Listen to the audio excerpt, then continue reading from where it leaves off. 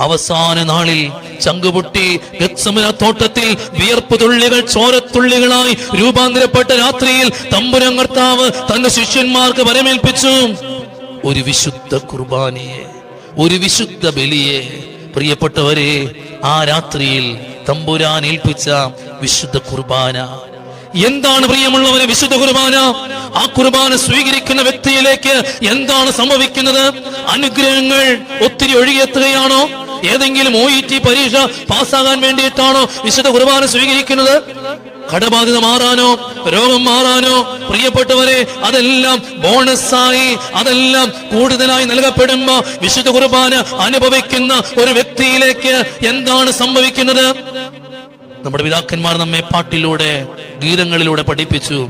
ഉടയോൻ അരുൾ ചെയ്തു എന്മേ രക്തം